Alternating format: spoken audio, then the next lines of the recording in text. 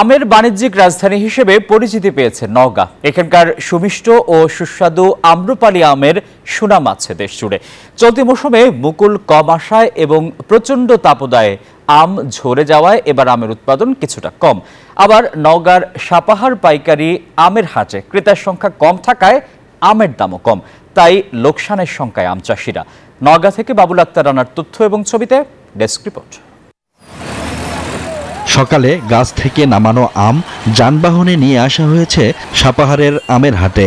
ঢাকা সহ দেশের বিভিন্ন স্থান থেকে কাঙ্ক্ষিত সংখ্যক পাইকার না আসায় আমের দাম কম পাচ্ছেন চাষিরা।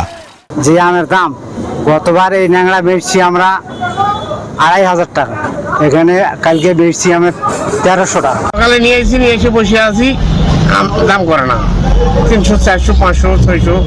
আম চাষ করে আমরা ক্ষতিগ্রস্তের মধ্যে পড়ছি। আমের দাম কম গতবারের তুলনায়।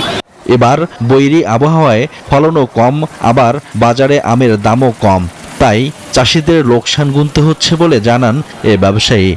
যেগুলো মুকুল আসছিল সেগুলো অনেকটাই ঝরে গেছে প্রচন্ড রোদের কারণে, এবং যতটুকু আছে এতটুকু বিশেষ করে বাজারে দাম পাচ্ছি না। আমরা দাম না পাওয়ার কারণে আমরা লোকসানের সম্মুখীন হতে যাচ্ছি। বান্ডেল থাকলে প্রতি সেনমানিতে টাকা বাঁচবে। বিকাশ সেনমানি বান্ডেল কিনে জিতুন প্রতি লেনদেনে। তবে দ্রুত সমস্যার সমাধান হয়ে যাবে বলে জানান এই কৃষি কর্মকর্তা। এই সময়ে আমাদের ম্যাক্সিমাম আম, বিশেষ করে নওগাঁ জেলায় আম্রপালি, নাগপুরি সহ বিভিন্ন জাতের আম একসাথে পরিপক্ক হওয়ার কারণে বাজারে কিছুটা দাম কম। তবে আশা করছি যে অল্প দিনের মধ্যে এই দামটা আবার ঊর্ধ্বগামী হবে। চলতি বছর নওগাঁয় 4000 কোটি টাকার আম বাণিজ্যের আশা কৃষি বিভাগের।